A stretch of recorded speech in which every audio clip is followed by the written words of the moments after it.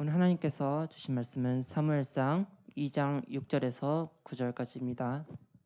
한 절씩 교독하시고 마지막 절 같이 읽겠습니다. 여호와는 죽이기도 하시고 살리기도 하시며 수월에 내리기도 하시고 거기에서 올리기도 하시는도다.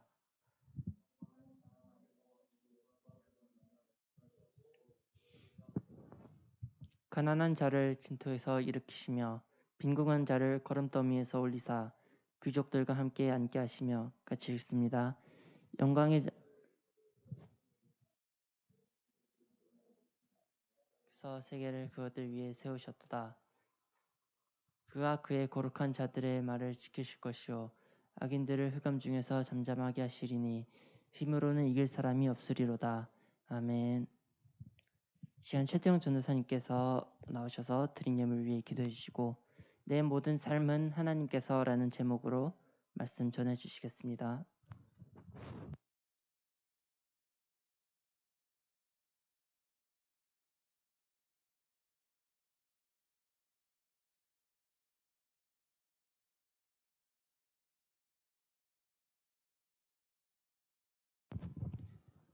기도하겠습니다.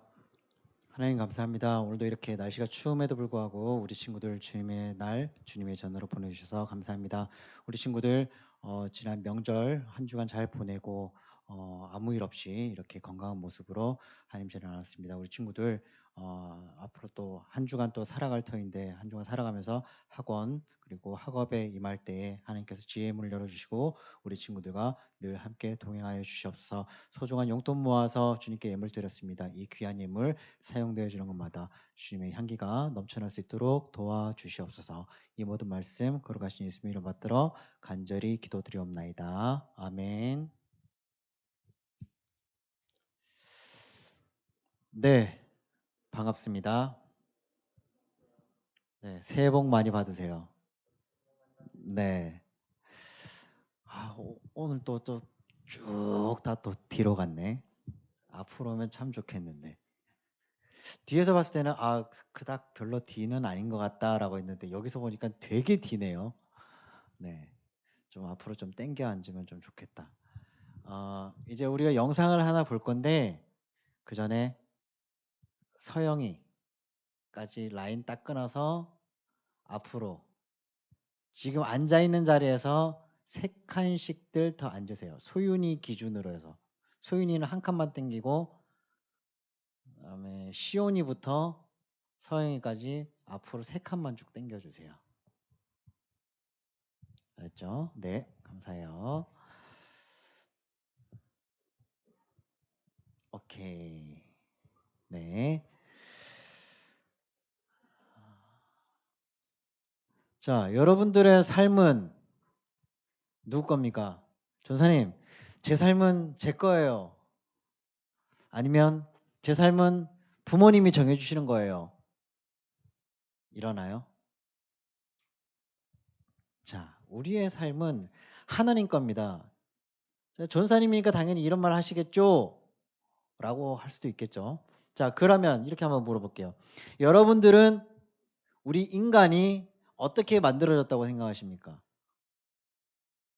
과학적으로, 생물학적으로 엄마와 아버지가 서로 사랑을 해서 이렇게 하나님께서 이 땅에 보내주신 선물이다. 그게 이제 생물학적인 거겠죠. 쭉 거슬러 올라가면은 창세기 1장부터 보면은 하나님께서는 태초에 천지를 창조하시고 그리고 우리 인간을 만드셨어요. 어떻게? 하나님의 형상대로, 하나님의 모습대로 우리를 만드셨어요. 전사님, 성경에 나와 있는 거 저는 못 믿겠는데요. 자, 그래서 준비를 했습니다. 영상 한번 보고 가실게요. 얼마 전 유명한 중증외과 의사인 이국종 교수의 인터뷰를 보게 되었는데요. 그분은 그 인터뷰에서 이런 말을 했습니다. 나는 수없이 많은 심각한 외상을 당한 환자를 만나게 되는데 중요한 것은 충분히 살 수 있는 환자인데도 불구하고 죽는 경우가 있고 절대 살 수 없을 것 같은 환자가 살아나는 경우를 본다. 이런 경험을 할 때마다 나는 사람이 살고 또 죽는 것은 인간의 주관으로 되는 것이 아님을 느낀다. 여러분, 우리 각자 지니고 있는 우리의 인체를 자세히도 아닙니다. 아주 조금만이라도 들여다보고 이해한다면 우리는 감히 상상조차 못할 하나님의 전능하신 지혜를 엿볼 수 있습니다. 그리고 이렇게 우리 인체를 구성하고 있는 정말 복잡하고 완벽한 설계가 진화론에서 말하는 우연히 저절로 될 수 없다는 확실한 증거가 되기도 합니다. 그래서 이번에는 우리 인체가 어떻게 구성되고 또 작동하는지 그거에 대해서 함께 나눠보겠습니다. 자, 먼저 눈을 감고 머릿속에 이런 그림을 한번 그려보세요, 여러분.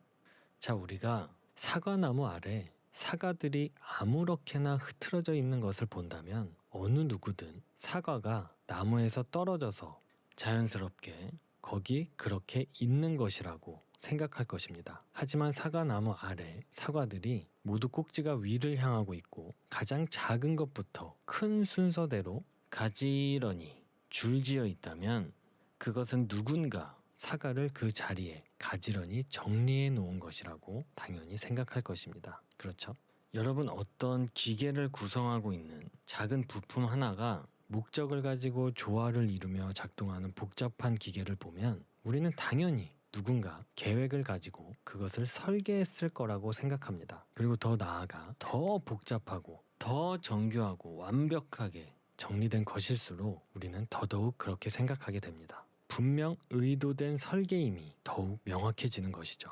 여러분, 인체는 그 자체로 복잡하면서도 아주 질서정연한 설계의 가장 좋은 예라고 할 수 있습니다. 이 세상 존재하는 그 어떠한 정교한 기계라도 우리의 인체와는 비교 자체가 불가능합니다. 우리 인체는 여러분이 어떤 상상을 하시던 그 이상으로 각 부분들이 한 개체를 위해 완벽하게 조화를 이루면서 기능하기 때문입니다. 우리의 몸속의 장기들은 단 하나의 오차도 없이 기능합니다. 절대로 무질서하게 움직이지 않는 것입니다. 몸에서 이루어지는 모든 과정은 완벽한 질서 속에서 진행됩니다. 우리의 몸은 놀라운 기능을 하는 11개의 기본 시스템으로 구성되어 있습니다. 이 시스템은 아주 완벽하고 매끄럽게 작동하며 인체의 생명의 기능을 유지하고 있습니다. 우리는 이 시스템이 원활하게 작동해야 생각하고 말하고 느끼고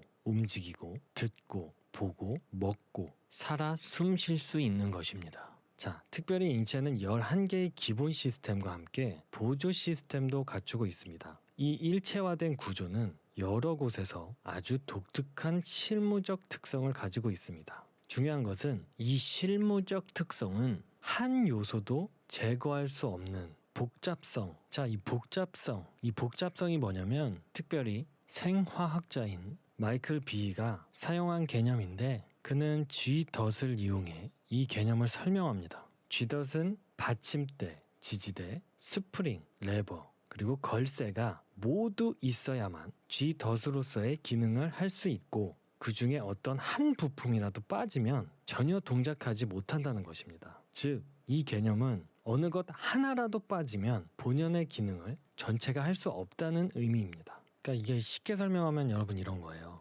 우리가 학교에서 시험을 봤는데 시험 문제가 대충 한 50문제라고 치자고요. 근데 50문제 중에 단 한 문제만 틀려도 빵점 처리가 되는 거예요. 자, 그래서 이 실무율적 특성은 전체 과정 중 어느 한 부분이나 과정이 소실될 경우 몸 전체가 정상적으로 기능하지 못하게 되는 것을 의미한다는 것입니다. 자, 여러분, 제가 서두에 말씀드린 대로 땅에 일렬로 줄지어 놓여진 사과처럼 고도로 지적인 배열을 가진 인체 시스템은 누군가에 의해 의도적으로 설계되었다는 것을 분명하게 우리에게 나타내주고 있는 것입니다. 자, 그럼 이제 우리 인체에 대해서 한 부분 한 부분씩 알아보도록 하겠습니다. 자, 먼저 호흡계입니다. 호흡계는 폐를 통해 산소를 우리 몸 안으로 들여오고 이산화탄소를 배출합니다. 자, 그리고 소화계는 음식으로부터 우리의 몸을 유지하는 데 필요한 영양소를 흡수하고 남은 찌꺼기들을 배출합니다. 그 다음으로는 순환계. 순환계는 끝없이 혈액을 펌프질해서 온몸으로 혈액을 내보내는 역할을 하고 이 혈액은 영양소, 산소, 이산화탄소, 혈구 세포, 그리고 호르몬을 포함하고 있어서 모든 세포에 영양과 산소를 공급하고 이산화탄소와 노폐물을 제거합니다. 자, 그 다음으로는 면역계입니다. 면역계는 림프 시스템을 통해 백혈구를 운반하고 독소, 노폐물, 그리고 우리 몸속에서 초과되어 버린 체액을 제거하면서 몸이 깨끗하게 유지되도록 기능합니다. 독소와 노폐물, 그리고 체액을 제거하는 일은 비뇨계도 관여를 하는데 혈액이 온몸을 순환하면서 독소와 노폐물을 싣고 신장으로 가서 이들을 몸 밖으로 배출시키는 기능을 합니다. 그리고 내분비계는 여러 종류의 분비샘으로 구성되어 있으며 성장과 발달, 수면, 생식과 감정, 대사에 관여하는 호르몬들을 생산하고 조절하는 기능을 합니다. 자, 그리고 신경계는 우리가 언제 어떻게 움직일지 하는 머리의 생각을 행동으로 옮길 수 있도록 뇌와 몸을 연결하고 있습니다. 신경 신호는 번개와 같은 속도로 신경계를 타고 전달되어 주변의 변화에 즉각적으로 반응할 수 있게 기능하고 있습니다. 특별히 저 개인적으로는 신경계가 가장 신기한 것 같아요. 여러분, 하나님께서 셋째 날 식물을 만드시잖아요. 근데 식물과 인간과 동물과의 차이점이 뭐죠? 스스로 움직일 수 있냐 없냐인데, 참 이것도 신기한데 거기서 우리가 더 중요하게 생각해 봐야 될 것은 우리가 움직이고 싶은 대로 스스로 움직일 수 있다는 거예요. 제가 이거를 깨닫는 순간 정말 나는 아무 생각 없이 살고 있었구나, 이런 생각이 들더라고요. 자기가 움직이고 싶은 대로, 생각한 대로 스스로 움직일 수 있다는 거, 이거 자체가 기적이라고 봐야 되는 거 아닙니까? 저는 그렇게 생각이 들더라고요. 그런데 진화론은 이것이 우연히 저절로 됐다는 걸 믿으라고요. 아무래도 저는 힘들 것 같습니다. 자, 계속 이어나가겠습니다. 그리고 근육계는 우리가 달리고 글을 쓰고 악기를 연주하고 서로의 손을 잡을 수 있도록 해줍니다. 그리고 피부는 가장 주된 외피계로 몸 전체를 덮고 있으면서 외부로부터 우리의 몸을 보호하는 역할을 합니다. 자, 그리고 골격계는 단단한 뼈로 우리 몸 전체를 지탱하는데 이 뼈는 강한 인대와 힘줄로 근육과 연결되어 있습니다. 그리고 생식계는 하나님의 형상을 따라 지어진 자녀들을 생산할 수 있도록 기능합니다. 참 이 부분도 제가 참 신비하게 생각하는 부분인데요. 제가 하나님을 만나기 전에는 어떠한 이런 다큐멘터리, 엄마의 뱃속에서 생명이 탄생되고 만들어지는 과정을 보여주는 그런 다큐멘터리 있잖아요. 그런 다큐멘터리를 정말 아무 생각 없이 봤었는데 하나님을 알게 된 후로 어느 순간에 그런 다큐멘터리를 다시 보게 된 거예요. 여자의 뱃속에서 생명이 잉태되는 그 과정, 그 작은 세포가 근데 그 세포 자체만도 사실은 굉장히 복잡하죠. 근데 아무튼 그 작은 세포가 세포 분열을 막 하면서 인간의 모습으로 변하잖아요. 그 과정이 너무나 신비하게 보이는 거예요. 여러분, 식물들도 그렇잖아요. 정말 콩알만한 씨에서 엄청나게 맛있는, 우리가 딱 먹으면 와 맛있다 하는 그런 말도 안 되는 열매들이 주렁주렁 열리는 그런 나무가 탄생하잖아요. 그런 영상도 타임랩스로 빠르게 돌린 영상을 보면 그것도 굉장히 신비하게 보이는 거예요. 그러니까 하나님을 알고 나서 보는 이 만물은 모든 게 다 신비하고 기적처럼 보이는 거예요. 여러분은 이런 경험 해보신 적 없으신가요? 그런데 이게 우연히 저절로 됐다고요? 이것을 믿으라고요? 아무래도 저는 힘들 것 같습니다. 자, 아무튼 이제 다시 본론으로 넘어가서 이렇게 인체는 11개의 시스템으로 구성되어 있고 중요한 것은 이들은 상호 의존적이라는 것입니다. 자, 여러분, 이 부분이 아주 중요합니다. 상호 의존적이라는 것은 어느 한 시스템이 다른 시스템과 분리되어 독립적으로 존재할 수 없다는 의미입니다. 이 부분이 가장 중요한 부분인데요. 그렇기 때문에 어느 한 시스템만 무너져도 전체 시스템의 작동이 멈춰버린다는 것입니다. 아까 말씀드렸죠. 한 문제만 틀려도 빵점 처리가 되는 것입니다. 자, 간단한 예로 인체의 시스템은 폐에서 산소를 받아들이고 위에서 영양분을 흡수하면 심장이 흡수된 산소와 영양분을 온몸으로 공급하는 방식으로 돌아가기 때문에 이 세 가지 시스템이 모두 동시에 정확하게 잘 작동해야 전체 시스템이 작동될 수 있는 것입니다. 이는 시스템과 시스템이 서로 연관된 것이라는 것을 우리에게 알려줍니다. 인체는 창조된 순간부터 전체의 기능이 정확하게 각자의 위치에서 작동할 수 있도록 처음부터 그렇게 완벽하게 창조된 것입니다. 이 중요한 인체의 상호 의존적 특성은 바로 하나님이 계획을 가지고 살아있는 시스템을 만들었음을 우리로 하여금 깨닫게 해줍니다. 그에 반면 진화론은 수백만 년 동안 자연 선택에 의해서 인체의 시스템이 하나둘 단계적으로 만들어졌다고 주장하고 있습니다. 하지만 여러분, 제가 비유해드린 것처럼 이 생명체의 가장 중요한 특징은 시험 문제가 50문제여도 한 문제만 틀려도 빵점 처리한다고 말씀드렸잖아요. 그러니까 단계적으로 부분씩 만들어진다는 것 자체가 지금 우리가 과학적으로 관찰할 수 있는 내용이 아닌 것입니다. 그러니까 부분적으로, 단계적으로 하나씩 발전했다는 증거가 없다는 얘기예요. 그리고 또 이 진화론은 인체를 구성하고 있는 이 11개의 시스템에 얽히고 설킨 복잡한 상호 의존적 관계를 결코 설명하지 못할 뿐더러 그중 단 하나의 시스템도 어디서 시작되었는지 그 기원을 증명하지 못합니다. 이 놀라운 구성을 가진 인체는 그 자체로 태초부터 전지전능한 창조자에 의해 모든 것이 만들어졌다는 것을 증명하는 명확한 증거인 것입니다. 창세기 1장 27절은 이렇게 증언하고 있습니다.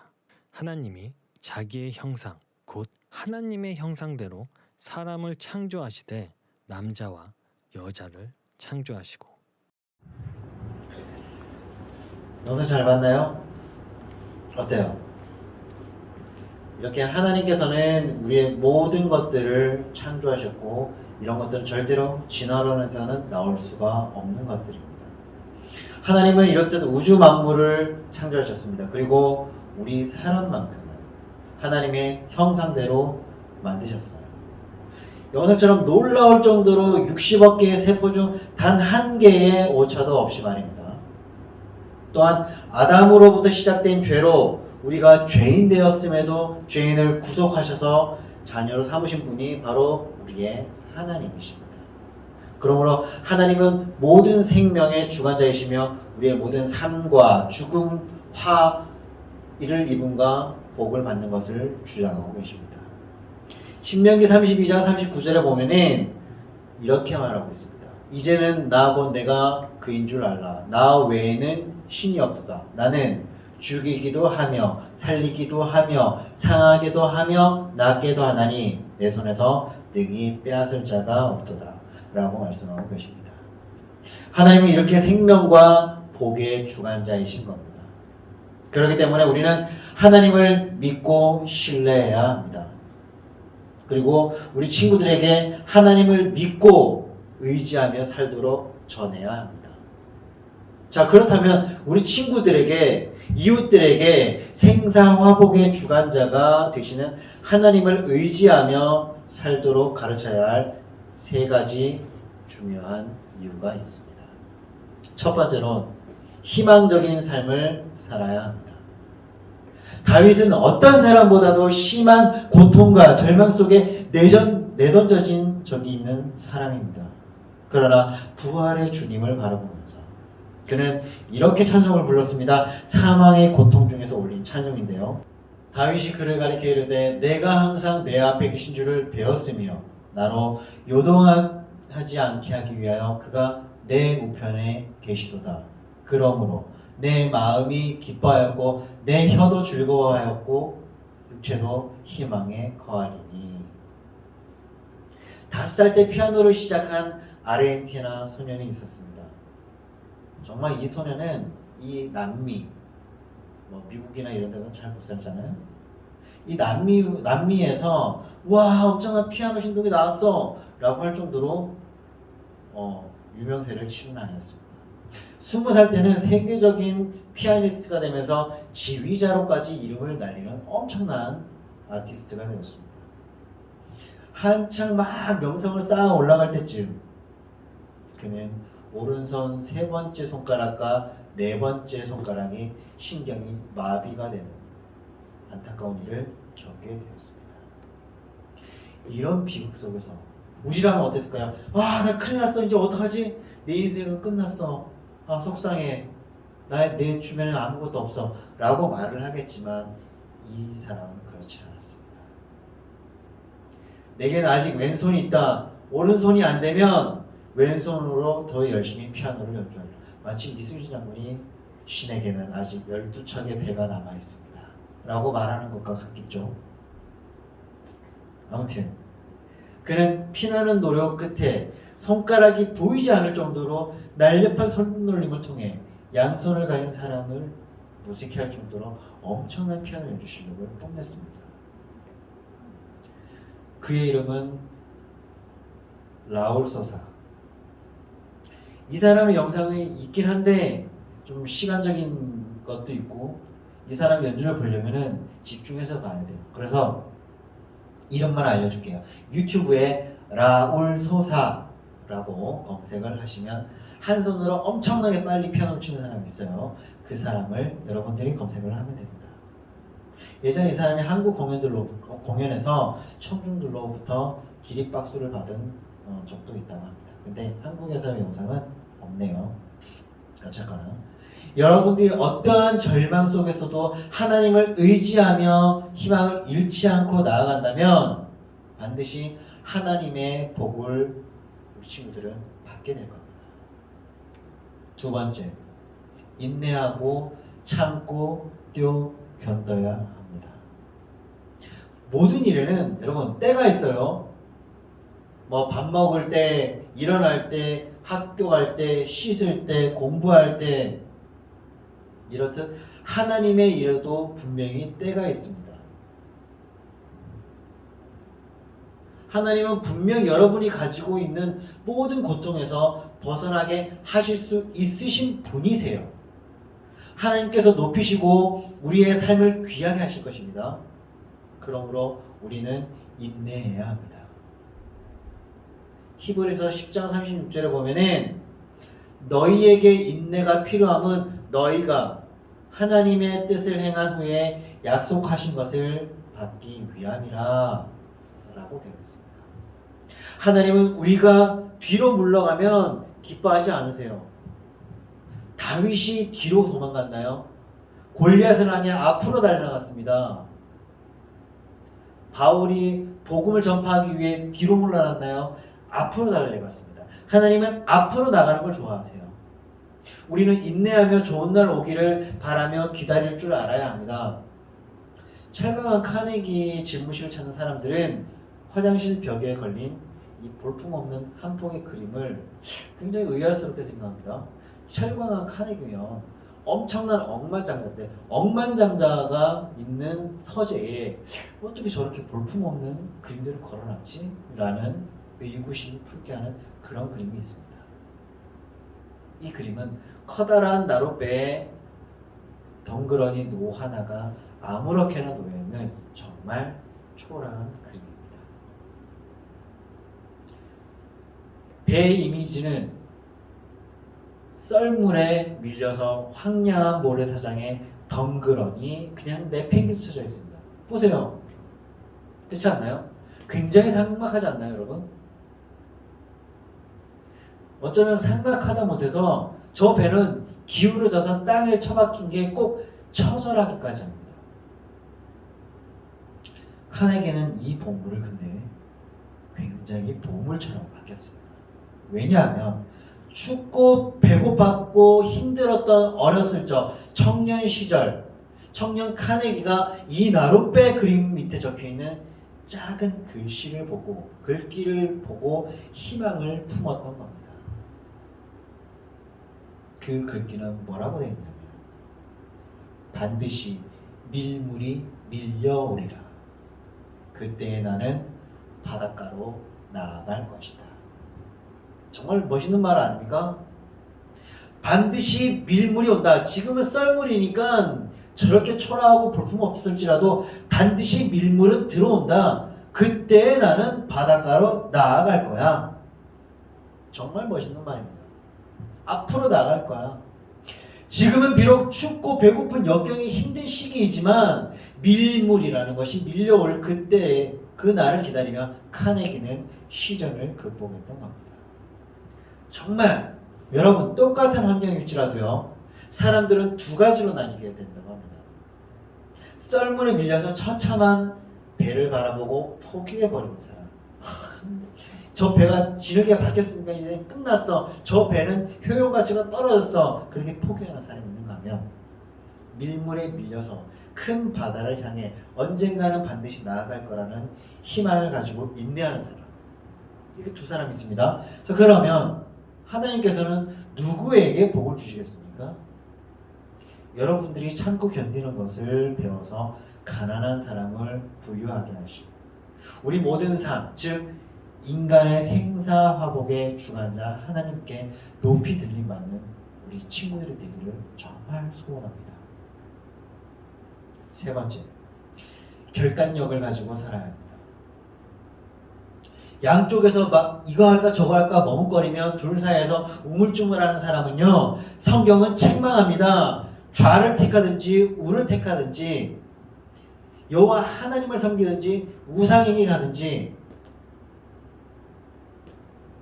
미국의 킴슨 씨는 정말 원래 가난한 고아였다고 합니다. 그러나 지금은 엄청난 미국의 대재벌로 우뚝 섰다고 해요. 어느 날 친구가 그를 찾아와서 물었습니다.